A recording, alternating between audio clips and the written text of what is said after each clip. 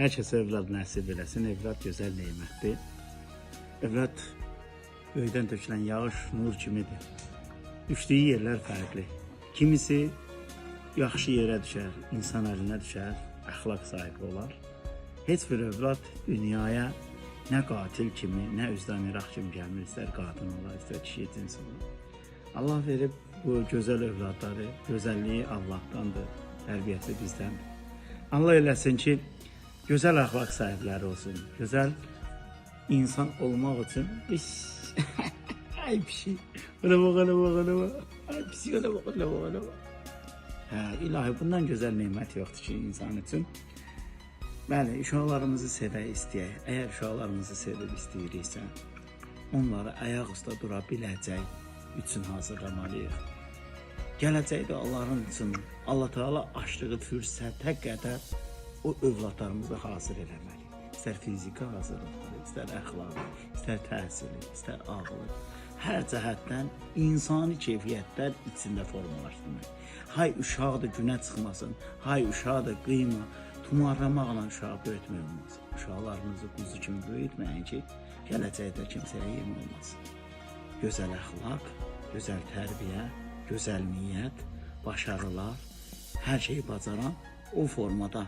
Yəni qıyın ki uşaqlara, sərt davranın ki, yəni sərtliyi gələnə qədər sərtliyə qarşı hazır olmuş olsun.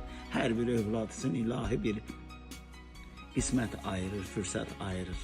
Amma hansı övlad o qisməti, o fürsəti dəyərləndirmək üçün hazır can sağlığı, ağılı, ədəbi, insanlığı varsa, o fürsətlər ki başlayır 35 yaşdan insanın əlinə və ona qədər də övladlarınızı düzgün tərbiyə. Təvəkkəm ondan ibarətdir ki, Allah bizim böyüklərimizi rəhmət eləsin. Maldan, mülkdən bizim üçün qoymasalar da, gözəl əxlaqdan qoydular.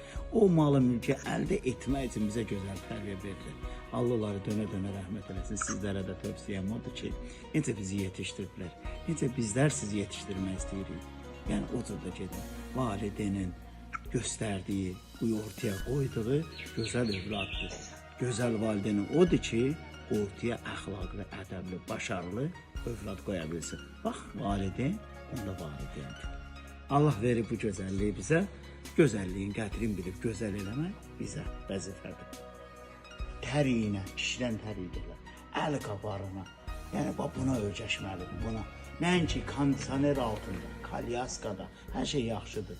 Amma uşağa əsl həyatdakı, ayaq üstə qalmağa, canın sağ eləməyə nə lazımdırsa, onu aşılamaq lazımdır.